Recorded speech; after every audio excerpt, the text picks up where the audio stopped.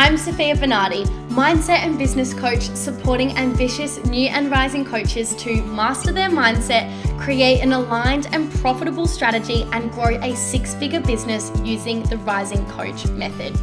I built a multi-six-figure business by the age of 24, and in this podcast, I will teach you the psychology, strategy, and energetics to do the same.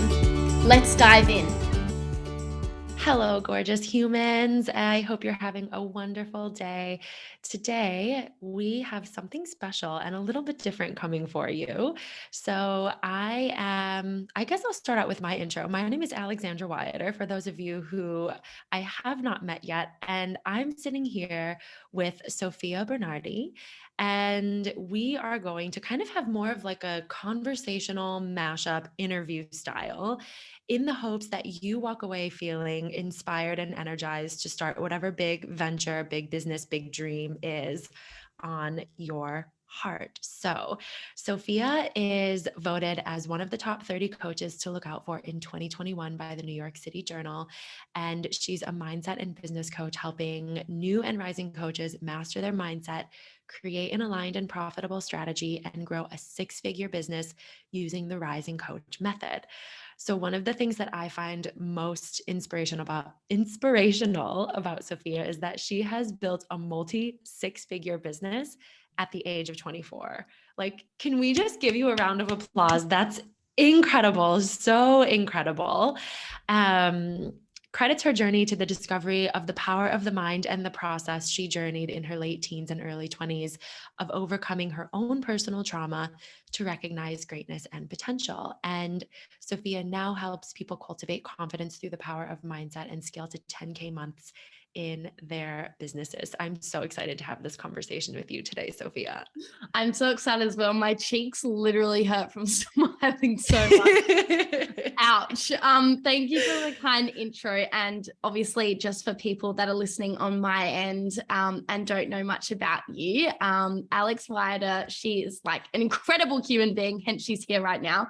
And she is a sensuality and wealth coach who guides women to connect their sensuality and unlock limitless exponentiality. And you're originally from Chicago and you're an entrepreneur at heart. And, you left your corporate fashion career and moved to Australia in 2018. And now you have two daughters, a beautiful husband, and you've built $1 million soulful product business in under 3 years. So I feel like today is going to be so exciting as we've got slightly different experiences, but use really similar processes in terms of supporting clients. And I feel like today will just be so much fun to be very conversational about what it really takes to start and grow a business and what role energetics plays and strategy and mindset and all of the things to create aligned, scalable results. Yeah, absolutely. So good.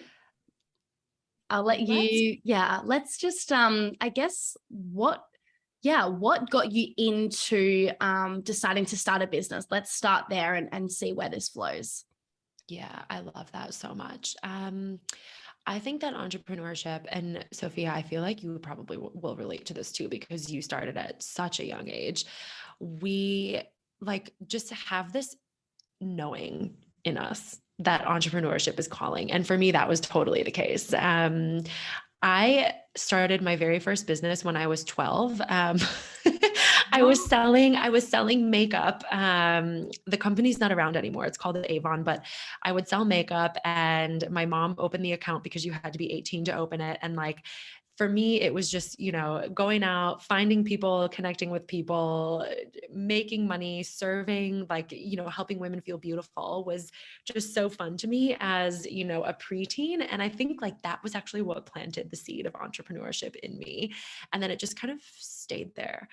And then, when I was in my corporate fashion merchandising career, when I lived in the US and Canada, after university, that was a very entrepreneurial role in itself. Like I had a lot of autonomy. I was creating product lines and working with a whole bunch of different cross-functional teams to build product from the ground up. And from there, it was like, oh, if I could do this for a company, why couldn't I just do this for myself? And so when I moved to Australia 4 years ago now, I left my corporate job. I didn't have a job lined up here. I was 18 weeks pregnant with my first daughter, and we just kind of knew that there was something, entrepreneurial on the cards for us. And that felt, I think it's also worth saying that while I felt that so strongly, it was really, really scary to own that and jump into that and do the things that needed to be done to start the business. Like, yeah, gosh, that first year of laying that foundation was so, there's just so much that comes up. But yeah, to answer the question briefly, I think, it's always been in me, but really, really was drawn out when I moved here to Australia 4 years ago. That's incredible. And I can only imagine how challenging that must have felt at times, navigating so many changes, like going from, working a corporate job to deciding to run a business whilst being pregnant, and then really getting that off the ground whilst you had a newborn. Like, I can imagine that brought up a lot of, different emotions, just because of all the changes going on, not only like physically in your body, but then externally in your world. Like, how was that, like, navigating, motherhood and running a new business? It was a lot. It was really big, and I share this in a big way, with my community and in my audience. Like, it's not a secret, but I built our Amazon business while I was very much like in the depths of going through postnatal anxiety, and so it was like an especially trying time, because entrepreneurship on its own is exactly like that's enough to throw us into the depths of anxiety, and like sometimes it does. But yeah, so like when I layered new first time motherhood, I'm recently postpartum with my second baby right now, and I feel like I'm kind of going through another initiation, but it just feels like so much less because I know what to expect now. But like first time motherhood, it's like, whoa, this whole identity rewrite, plus moving to a new country, plus starting a business. It was very much like a triple whammy. They're the three hardest things. Like, they are the three hardest things to navigate. Like, moving countries, like, there's a whole energetic shift that happens. Like, I don't know why and how, but it's challenging. Like, I lived in Denmark for 4 years, and moving there like completely rocked my world. And then even moving back to my own home country still rocked, like completely, like everything crumbled. Like, it's such a big emotional thing that I don't think people realize until they do it, because you literally remove yourself from everything that's familiar, right? And then to do that with a newborn, like someone you're actually like have to fully take care of, and grow a business where you're responsible for so many things and learning so many things. I think that's really inspiring that you did that. And I think you are just living proof for people that anything is possible. Oh, thank you.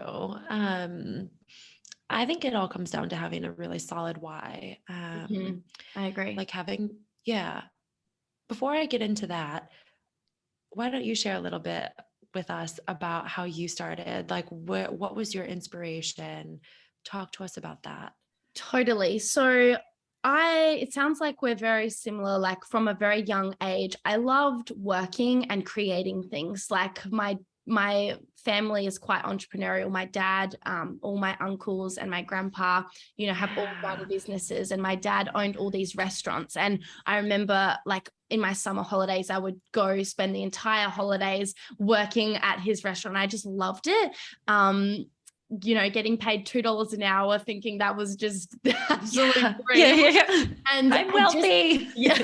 I just loved it. And I would do lots of little things. Like, I would go home and I would create all these menus as if I was starting a restaurant, like on Word, like on the computer. And I would just, create little things and have stands outside and sell things. I just loved all of that sort of thing. But I suppose my actual business ventures started after going through a huge period for many years of being really lost, really stuck, having no idea what to do with myself. Couldn't get over a breakup I was going through, like I had moved countries, all of these things. Like, I just felt like a lost insecure human being, I suppose. But knew that there was, like, deep down, I totally knew that there was more for life. Like, I'm a go-getter kind of person, but I just really lost my way for a while. And so it was through doing my own inner work, like attending seminars and, reading and tapping into personal development, that I realized in that space, from hanging out with those kinds of people, that, oh, like, coaching is like a career. I had no idea. Yeah. Like, I always knew I wanted to help people. I just didn't know how. I only thought of, therapy or counseling. But to find coaching, I was like, oh, this is the thing. And this is why I've been confused for so long, because I didn't know that this existed. And so after realizing that, I invested in a coach to support me to create my business. And here we are almost, it's 3 years to the day that very first event finished, where I found out I wanted to be a coach. So I decided 3 years ago today, actually, that I wanted to be a coach. And it's just unbelievable to see, like, how much has changed, not just like business wise, but just emotionally, the beautiful people in my space, the home, and just to have created, a really like sustainable business is just something 3 years ago. There's just no way I would have thought what I'm doing right now is possible, which is such a, crazy feeling. So let me just ground for both of our audiences that you were 21 when you decided you wanted to be a coach. And in 3 years, you have created a multi-6-figure business. Yeah, I think we are on track this year to tick over the $500,000 mark in 12 months, which is really cool. So I'm really, really grateful for that. Incredible. That's incredible. Thank you. It's so inspiring. And I think there really is something to be said, for being able to take a stand for what you want at such a delicate time of life. Like, most of us, when we're 21, we're going out to the club and drinking and all these things and like experimenting with all these vices. And like, that's totally the experience like that some of us need to have. And then there are others who, for whatever reason, were just not open or awake to the fact that we can go out there and do whatever the heck it is we want. But so, like, for you to have embodied that at such a young age, I think is really impressive. And like, who wouldn't want to learn from you? Like, if you've got that embodiment like already, that's everything. That is the foundation for anything that we do in life, especially entrepreneurship and building businesses. Yeah, I think because when I was 16 years old, I found out that very unexpectedly, I found out that my dad had a gambling addiction, and it completely broke my family. And we ended up, like, my mom, my sister, my brother and I, like, moved to her hometown, which was on the other side of the world in Denmark. And I think because of that, I had to really mature very quickly. And so I had my party years in Europe. You're allowed to go out drinking and all of that much earlier than you are in Australia. So I was excited by that, because in Australia at age 16, when everyone started to drink, but you weren't really allowed to suddenly move to a country where that's like completely legal. Like, you can go into the store and like buy drinks, like, was just crazy to me. Oh my gosh. So I definitely just experienced my party years a little bit earlier, like 16 to 18. And then by the time I was 18, I was like getting over it. But really, I'm just like an old soul at heart. Like, I'm 80 years old inside, honestly. Like, people have said that to me, like, a huge chunk of my life. And even the definition of my name, Sofia, like, the definition of that is wisdom. So I feel like that's just been a part of me, but I definitely think it's from all of those family circumstances. I really had to just mature. And that's probably why I was doing that internal work at that age and looking for answers, because at that point, when I started doing this, I had moved back to Australia on my own. I was living in my grandparents' spare room because my mum was in Denmark. I wasn't in contact with my dad, and I didn't have anyone to rely on, like, emotionally or financially. So I had to figure things out myself. So I was working at one point like 5 different jobs to get by. And I think, I'm really grateful for that, like for all of these experiences I've had, even though it's not like the white picket fence family kind of story, you know, there's lots of challenges there.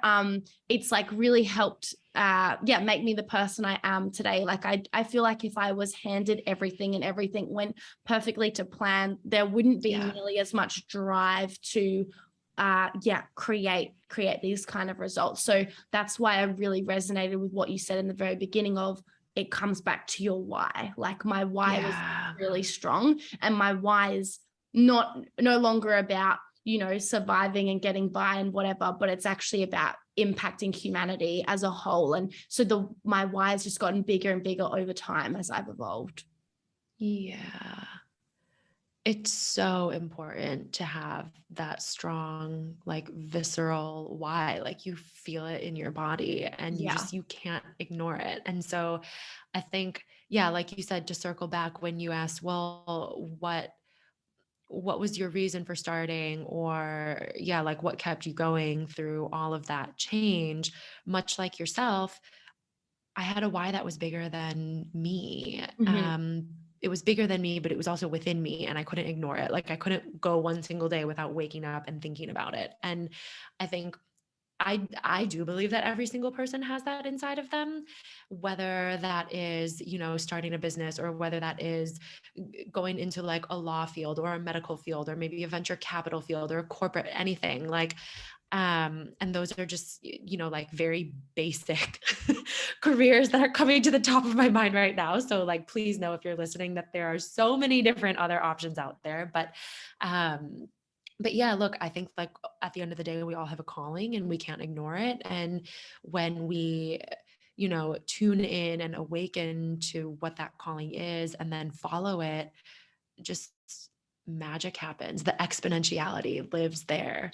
Literally. So when you are working with clients that are starting out in their business, whether it's a product-based business or a service providing business, and they're struggling, whether that's with navigating motherhood or just like the fear and doubt that seriously comes up when you go to do something you really care about. I know this is a little bit of a broad question where there's like probably many things you do, but what are some what direction do you point people in to sort of navigate that to, because, you know, you sometimes hear people using their external circumstances as their reasons why they can't have, you know, what it is they desire in their life. Like, I can't because I've got children, or I can't because I'm working my full-time job, or, you know, this and that. Like, how do you kind of support people through that, knowing that you've overcome that yourself? And I'm sure witnessed many other people who have done the same. It's so funny when you're like, oh, I bet you have a lot of things that you do, but really it comes down to one thing. And it's actually the very first pillar in my signature program, Unravel. It's called the release. And so what we do and whether this is like in a group setting or a one-to-one setting, in the release, we get really crystal clear about what is your vision and your life 5 years from now, 10 years from now. Like, what is the highest version of your normal, ordinary, everyday life? And how are you feeling?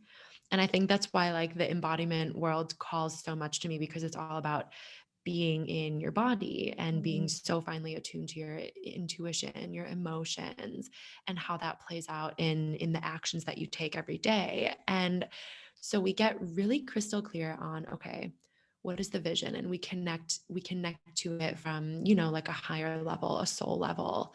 And when we do that, it's really easy to see what the resistance is that's standing in the way of that. Because like you said, ultimately, like everything is just an excuse. You know, like I don't have the time, I don't have the money. But if it's a priority, those You things find a wouldn't matter. way. Yeah. And so, or like, I have to go learn a million things or get this degree before I start this. Like, it's all just ultimately our fear voice and our resistance, recognizing to us that we are coming up on an edge in our comfort zone. And that is scary, because our comfort zones are familiar and they're safe and they're like comfortable. But like the danger of the comfort zone is that it's actually not comfortable, because you sit there and you wonder, like, what if the entire time that you're in it? That's so true. It's not comfortable at all. Like I Personally, I know. can't think of anything worse than staying stuck where I am, like Yeah. thinking about something I want and choosing to stay in the situation I don't want. Like it infuriates me when I hear people Yeah. that like choose that and like choose to listen to the fear. And I Yeah. feel for them because it's, it's a lot of subconscious stuff that's going on. But like I just struggle to like tap into that because when I like want something, like I'm gonna find a way. Like if I truly want something, I will find a way. Otherwise, yeah, I Yeah. totally will find an excuse. So I think, yeah, I love that you simplified that. It's like, well, it comes back to one thing, and that is just getting super clear on what it is you want. And if you really, Yeah. really want that and have that why, which is your driving force behind it, you will find a way essentially. You will. Yeah. Hands down, you will. No matter, what your situation is or, where you are in life. Like, and that's a really broad statement because obviously there are things we can't ignore, like equality and equity. But I do believe that if we are in a position of privilege, it's like for me, I'm kind of like, okay, now it's my duty to unapologetically follow what lights me up because I can. And now I get to teach people how to also do this. And then by building and creating wealth, I also get to create opportunity for people who don't have these resources as readily accessible as like you or I might, then now I get to be a reservoir of resource to people who truly need it. And like to me, like, so now it's like getting into, okay, like Alex, like what is your vision? Like what is your why? Like that's it. But yeah, I think when it all comes down to it, resistance will always try to keep us small and keep us in a place of familiarity. And we sometimes just need the guidance to move through that. And I often find that like resistance kind of like sits on top of our intuition, like this layer of sludge. And once we break through that, it's like all of the answers are underneath that.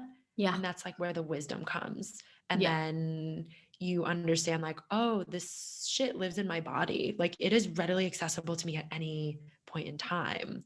And yeah, and then we can take it from there. But yeah, the foundation for sure, connecting to that vision, connecting to the why.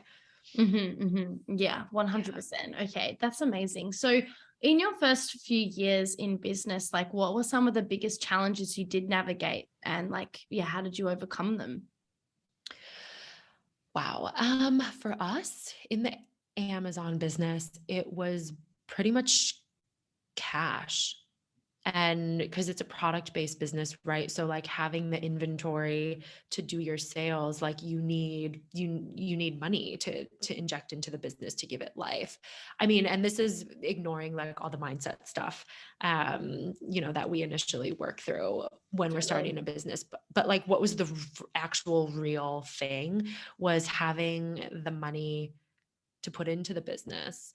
And so we actually invested our house deposit savings Wow. into our business before we had ever even had our first 10K month in the Amazon business. And that felt really, really scary. But then, because for us at that time, it was just this like constant cycle of like, buy a batch of inventory, it would sell out. We couldn't keep up with demand, which is a champagne problem to have. And like, it just got to a point where we were like, okay, we really just need to invest in a really large stockpile of inventory. But that, of course, like that takes capital. So we took our house savings and like jumped off the deep end, put it into the business. And then from there, it flew. And we had our first 6-figure calendar year. And then after that, we had a $750,000 year. And then shortly after that, we had our first $1 million 12-month period. And so it was just like, okay, the more Wow. we trust, the more, and it happened really, really fast. And like, the more we trusted, the more we just really went back to that vision and that why. It was like, okay, like, yeah, we've got this. But yeah, far and away, like the first biggest hurdle was like investing in the resources to build a business. And I would be curious to know, Sophia, how often do you come across that? Like, when you might be talking to someone who's interested in starting a business, how often is it like, well, actually, I can't do it because I can't invest in the resources to build my business? I mean, on the surface, that conversation comes up a lot, that is the reason. But I guess like I think the overarching theme here is like the why, right? Like I find that, I'll give you a legitimate example that just happened. I was just on a sales call today, just before this podcast, and she was such a beautiful lady. And people have to answer certain questions when they book a call with me, just so I can kind of get a little bit of context about where this person's at.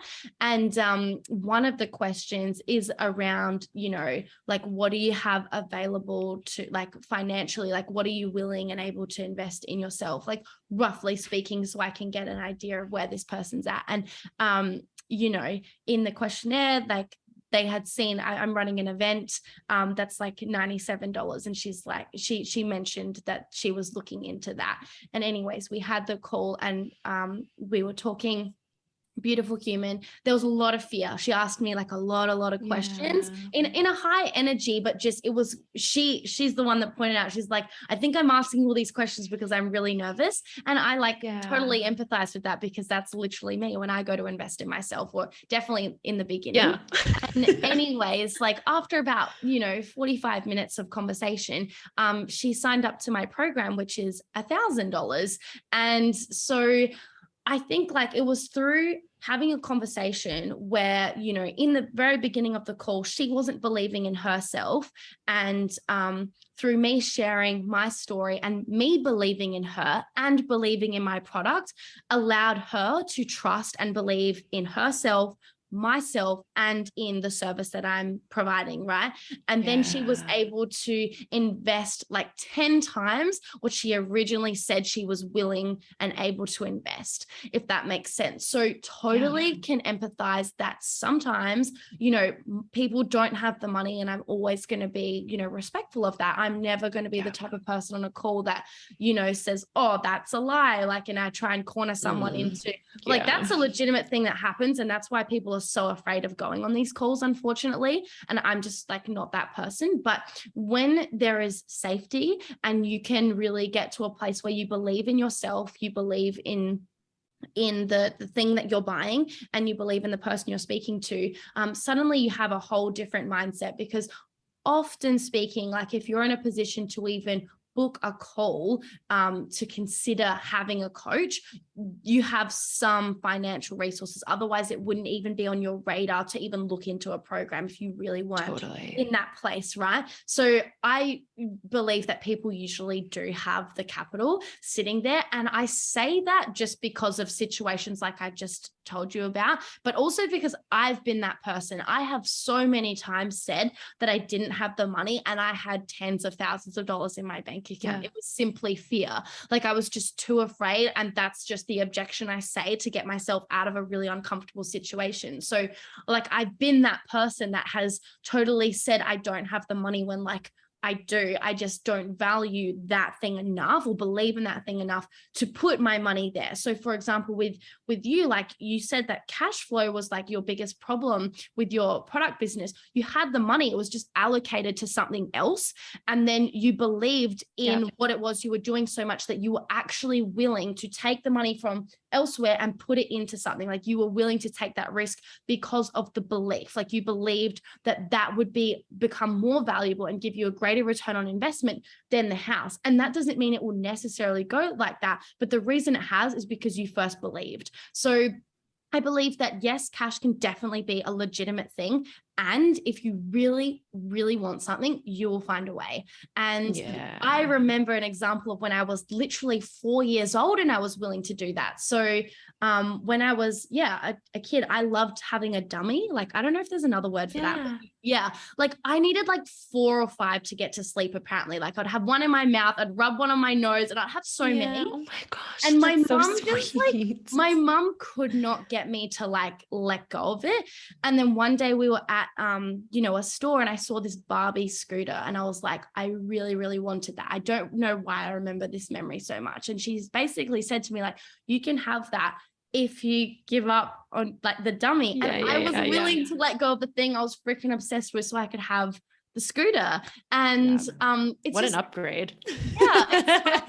Even as children, if we really want something, we will find a way, essentially, is my point. So don't know if that sort of answers your question or you can relate to that, but I just really find if there's a will, there is a way. And it comes down to just like, you know, that rock solid belief, even when there's no evidence in your past experience of that being possible. Like, in order for that to be possible, you have to first take that leap, you know?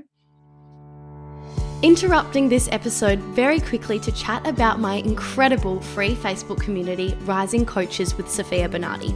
In this community, you will receive weekly live trainings from me where I share with you the latest tools, tips, and strategies to grow your coaching business and answer all of your juicy questions. This is also the best place to stay up to date with my latest free challenges and masterclasses, as well as my current programs and special offers. Join myself and a community of thousands of like-minded women who come together to connect, grow, and rise as online coaches. Just search Rising Coaches with Sofia Bernardi and request to join this free community today. See you inside. 100%. And ultimately, it does come down to that belief and like that unshakable, unwavering, self-belief. And hopefully, I'm just going to pause for a second because I can hear my daughter crying, because when I just left, I'm 1,000% sure it woke her up.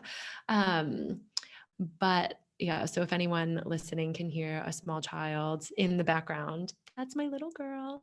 So if you're wondering, how does she balance having 2 children and 2 businesses? This is how you just like, again, like you make it work, you find pockets of time and you create it, similar to we find the finances, we find the resources, we find the cash when we really want something to happen. Time is, right, like arguably the more valuable resource. Where do we create the time? Well, anywhere. Literally anywhere. We all have the exact same amount of time in a day. That's something you can't change. Yeah. I love that just articulation of, you know, I feel like I just got coached, which is so cool because I hadn't really seen our cash situation, you know, those couple years ago, put to me in the way that you just put it to me, where you were like, you thought you didn't have the money, but you actually did. It was just somewhere else. And so it's like taking myself back. I actually remember when I had that aha moment in the shower of like, wait, we do have the money. And so then the question becomes, where can I open myself up to receiving in other areas that I'm not expecting it?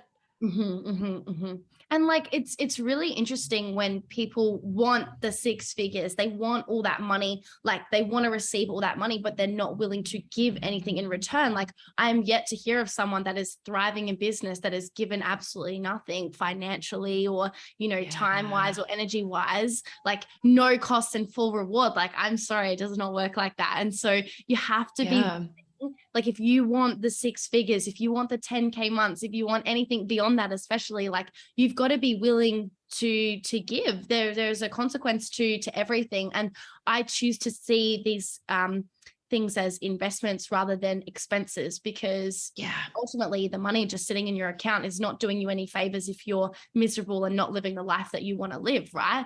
And when I think back to 3 years ago, that making that investment to go to that 4-day event, which was $1,000, like I had the money there, was so scared. Like, I ignored their sales calls 4 times, not even joking, so scared. But then it just hit me. I was like, well, I could choose not to go to this event, but then I'm going to, sure, I'll have that $1,000 on me, but I'm going to be feeling the exact same way.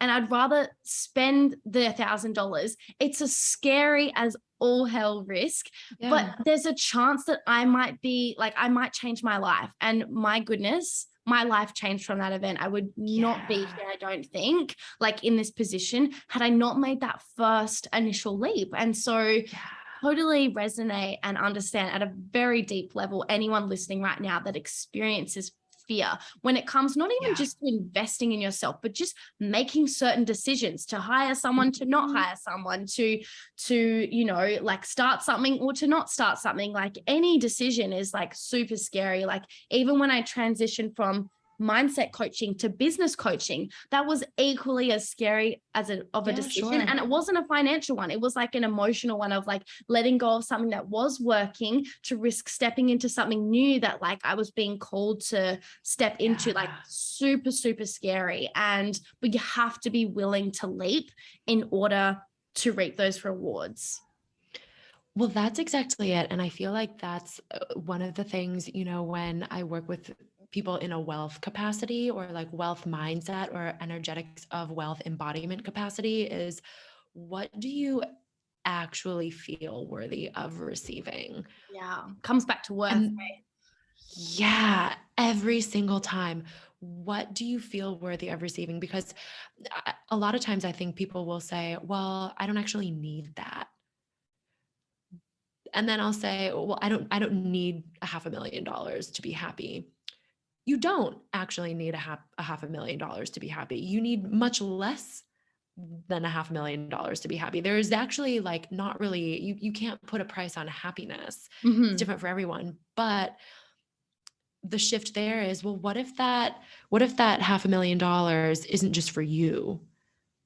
What if it's for what exactly? And you just did this motion with your hands where they were expansive, and it's like, that's exactly what I'm trying to articulate. It's like, it's not selfish, it's not taboo, it's not greedy to be making wild amounts of money. It's actually the most in service that you could ever be to the world, because good people do good things with money. It's just, it's an amplifier. It's like, I don't understand why money is such a taboo topic. Like, money is actually, I don't know your opinion, but personally, I find that money is actually neutral. It's like, it's not good, it's not bad. It's like, it's literally paper or plastic, depending on your currency. Like, it's neutral. It just has the meaning that you give it. So you can use it for like evil and do horrible things with it, or you can use it for the greater good of not just yourself and your community or your family, but the entire world. And that's up to you. So it's not a bad thing to have lots of money. Like, if you're a good person and you have pure intentions,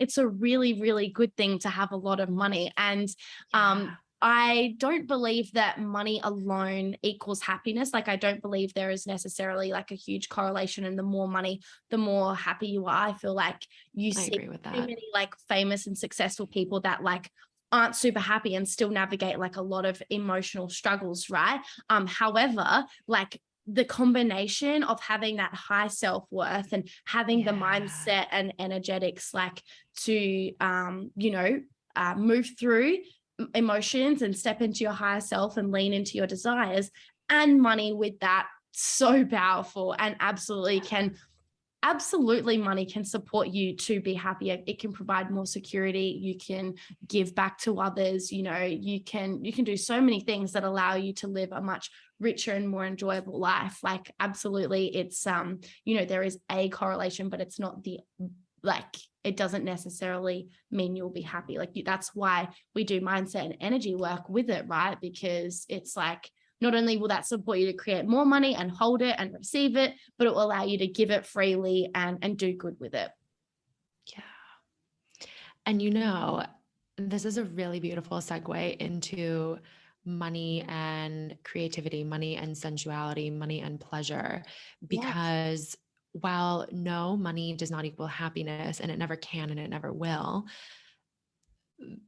our capacity to create and generate money lives in our sacral energy center of our bodies. And so it's the second energy center just below our navel. And essentially, like, I've coined this term, the sacral secret. And to me, what that means is, once you understand that creativity is pleasure, is wealth, is abundance, is sensuality, is sexuality, and we really like you said, money is neutral, sensuality and sexuality are neutral too. We've just like given them this like hyper charge of, I think we all know what society views as like money or sex, but really, like, they're both neutral.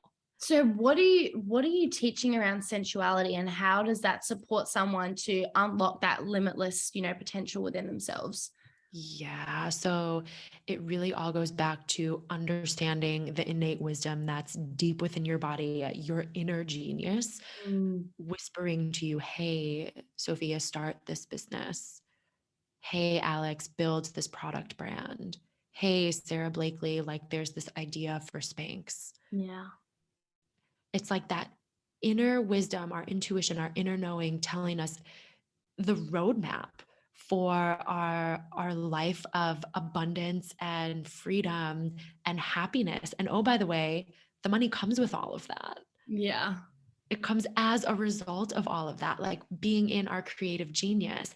That's why it feels so easy to do most of the time. I mean, of course there are challenges, but like because it's your unique genius that is completely for you. It is what you were born with. It is the blueprint for you to have a fulfilled life here on planet Earth. And that lives in our sacral Mm, energy center. And so when we can attune to the things that give us pleasure, and I don't just mean in a sexual way. I mean like, the clothes we wear because they make us feel a certain way, the way we move our bodies, like maybe it's like being in nature, going to the beach, certain types of exercise. Like for me, like one of my simple sacral pleasures is drinking my Ceylon tea in my favorite mug every morning. And like that just makes me feel that's me. so Like, this is my favorite mug, and I just, Yep. you know what I mean? I love it. I love Yeah. Yeah. that. Resonates so much. Um, yes. And so it's like, what are the things that, and they're always usually very simple, that ground you back to your body, that get you in that creative flow, that open you up to that beautiful feminine energy, that wisdom, that inner genius, and then create from that place. Mm, I love And that. I yeah. fully resonate. I have noticed a huge correlation with, as I become like, the more myself I am, the more I tap into like truly like listening to the nudges I get to like launch some creative 3-day challenge, Yeah. Yeah. masterclass or Yeah. program, or like just do something, like listening to like me, not any noise of like, Yes. oh, that could be fun. And like whether that's like starting this podcast or having this collaboration, like leaning into those little nudges and acting on that, big things come from it every time. Like it's always life changing. And I think like the way to get to that is like radical self-worth. And Yeah. when you like Yeah. truly, truly love yourself, I know like, that word gets thrown around so much, but there's so much truth to it. The more you love yourself, and that doesn't mean being happy all the time and like, Mhm. like whatever, but like Yeah. when you truly love yourself and trust yourself, yeah, you're gonna back yourself and be able to listen to yourself rather than always being external. Like you're gonna come within more. So really resonate with that. I've noticed Yeah. as I've evolved, so does my external reality. Like amazing people come into my life, more money comes into my life, Yep. more pleasure, like all of those sorts of things. Yeah.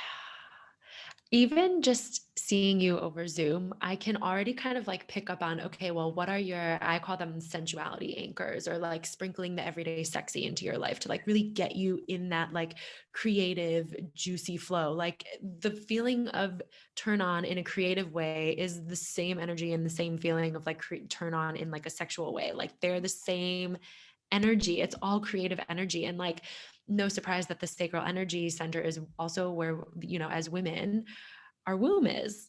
So it's like, it's where life is literally created. And so for you, I look at you and I'm like, you have this beautiful turquoise color on your nails. You're wearing pearls. Like, I'm like, I see you. And that is that's your way of like anchoring back into your femininity. And what a beautiful thing. Cause you're like always vibrating at this. When you anchor back into those things and you allow yourself to anchor back into those things, you're always vibrating with that creative frequency, which then allows you to be in your zone of genius, which then, brings in the cash ultimately. I love that you said that, and thank you for noticing, because these are like little subtle things I've done like Mhm. this year, because prior to that I never gave myself permission to. I was like, I didn't reward myself ever. Like I was like, Yeah. I don't deserve to, like, well, not even deserve, but I think subconsciously that's what it was, of like, to get my Yeah. nails painted. Like that's unnecessary expense. Same with jewelry or whatever. I was always like just wearing comfortable clothes. And don't get me wrong, that is so me a lot of the time still. But like I've just started to, when I visualize the $1 million version of myself, she like dresses up, like she cares about like how she looks and presents herself and does things like because she can, not because she needs to or to impress anyone, but just because she can, and it makes her feel better. And like when I like really tap into that version of me, I ignored it for so long because I was like, oh, painting your nails, wearing jewelry does not make you more money. Like, but like what it does is it gives you this whole different like sense of, like confidence. And it's just an embodiment thing. So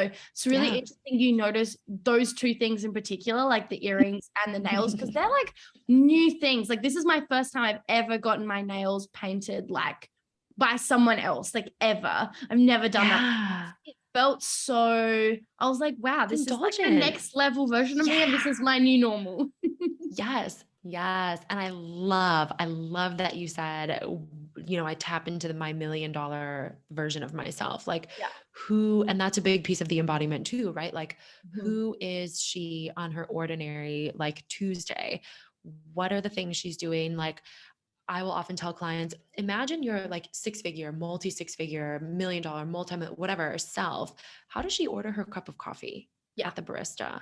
Like that, getting that granular and like letting that, like I have chills as I say this, like letting that, letting that version of you show up in every single area of your life, because they're all intertwined. Of course, we've got to compartmentalize, especially, you know, as business owners, but ultimately, like when the business comes from us, we get to feed our energy into the business too. So like, yes, we do get to decide, like getting my nails done feels indulgent. It feels good. That's my new normal. Yes. And like we're human, right? We're not always going to be like super present on being that next level version of ourselves. But I totally resonate with what you're saying there. And I caught myself doing the same thing the other day. I was out for a walk with all of my friends and I just thought the sunset was so beautiful. And I literally stopped them. I was like, let's just appreciate this moment. Like, look at this view, like the lake and the sunset was so gorgeous. And I had that thought, I was like, that's the next level version of me, like appreciating some like basic things, if that makes sense. Like if you can't appreciate like what's right in front of you and what you have now, how can you possibly hold more? And I felt that like it was just a comment on the sun, right? But I was like, no, like this is like, let's just pause for 1 second. Like we're out for a walk, we're talking about a million things. Look how beautiful like this moment is. And it was like so beautiful. And I was like, oh, that gratitude expands me every time. And like I said, of course, we're going to have moments where we're not grateful for things. And, you know, we say and do things and react and all of that. And that's just part of the human experience. But coming back to that intentionality as often as you can, like I've got goosebumps and smiling so much. Like I've noticed like, you know, I remember when I was, you know, really struggling to make any money, I wasn't very grateful. I was just looking at everything I didn't have, comparing myself online, focusing on what wasn't working, focusing on all of that sort of stuff. And what I've since learned is if you can't be grateful for what you have right now, how can you possibly call in more if you can't even appreciate what you have now? And that's such a like huge part of like creating wealth, is like appreciating what you do have now. Because if you can even listen to this episode right now, like if you have a device to hear what we are saying right now, you are luckier than majority of the world. Like, you know, like majority of the world doesn't even have access to resources to be able to hear other people speaking on a device. And if you can't like be grateful for that, like Jesus, you know? Yeah, 100%, because more begets more, lack begets lack. And it's just like, I think the beauty of it too is, you know, if you're listening and you're like, oh shit, I haven't enjoyed, you know, a sunset or a sunrise or like stopped to smell the flowers in so long.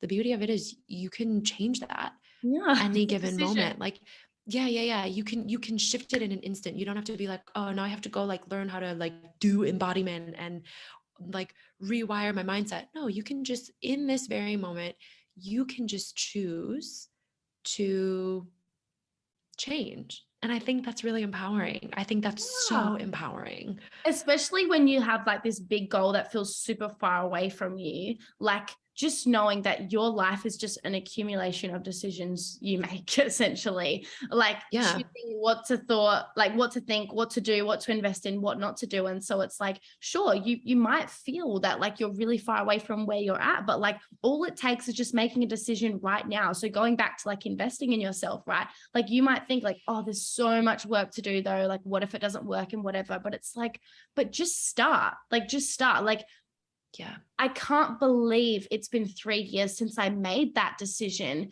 and where I'm at now. Like I never could have predicted this. Even at the start of this year, I couldn't have predicted where I am now. And so that's the same for everyone. And so just make decisions that align with your goals. And so if truly like a not investing in yourself aligns with your goals, then sure, like that's the decision. But if it does align with your goals and moves you towards that, like lean in, you know? Yeah. This has been 100%. such a wonderful conversation. I feel like we've talked about so many things that are going to support women to really be able to expand, trust themselves, you know, lean in and realize kind of what it actually takes, that it's not all like sunshine and rainbows when you start a business. But if you have a strong why and you're willing to do the work and be supported along the way, like it's like really limitless what you can create, right?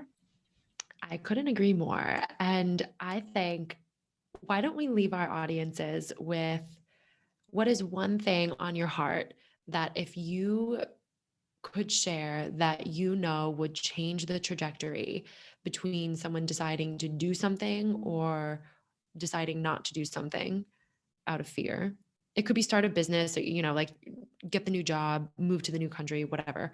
What's the one thing you would tell them to push them in the direction of following that inner voice? That's like literally such a powerful question. I feel so on the spot to like say something. I'm sorry. No. It's such a beautiful question. And I think it's honestly like a bit of a summary of what we've been saying this whole time, but it's like, it's really going to come back to trusting, like really trusting and believing in yourself. Like if you really believe in yourself, like wouldn't you go for your dreams? Like and so many people are afraid of failing, and so they don't do anything at all, not realizing that that's actually the failure, right? Is like saying no to your dream, as opposed to going in, it might not work, but it has an infinite more chance of it working. So of course choose your dream. Like my biggest thing would just be like back yourself and go all in, like really go all in energetically. Yeah. The energy is everything. Yeah. What about you? What would you say? I would say ask yourself, what would you do if you knew you could never fail? Yes. Love that. Like, what would you do if you knew that failure was not an option? What would, put another way, what would you do if money and time didn't exist and you just had all the resources in the world and you could just do the thing and then think about it and then go do it? Thank you so much for this conversation and having this conversation with me today. It's been absolutely amazing. I feel so energized and lit up and such a beautiful person doing big things. Did you want to share where people can find you? And then I'll share where people can find me. And we can. Yeah, that sounds so perfect. So you can find me over on my Instagram. It's Alexandra X Wiatr, or my website is thesacralsecret.com. Or my podcast is the Unraveled Woman podcast. Don't be shy, get in touch. I absolutely love supporting women to connect to their sensuality so that we can create exponential wealth, exponential vision, exponential results. I love that so much. Thank you for sharing. Come say hi to me on Instagram. I'm at Sofia Rose Bernardi. I've got my podcast, Rising Coaches with Sofia Bernardi, and my website is sofiabernardi.com. I support females to create, build, and grow their coaching business to $10,000 months and beyond using the Rising Coach method, which brings me a lot of joy. Oh, I know. I can see that on your face. And we can hear it in your voice too, no doubt. Amazing. Thank you so much. Are you ready to create aligned, scalable results in your coaching business? If so, I'd love to work with you. I support my clients through my signature programs, Rise to Coach, which is for new coaches wanting to sign their first clients, and the Rising Coaches Mastermind to scale to consistent 10K months. I'm currently offering free 30-minute clarity calls where I'll help you build a 3-step roadmap depending on where you're starting at. Book yours in now at sofiarosebernardi.com/chat. Inspired by this episode? Let's build your coaching business to $10,000 months plus create more impact and abundance than you ever knew possible. Book a free clarity call with me now at sofiarosebernardi.com/chat.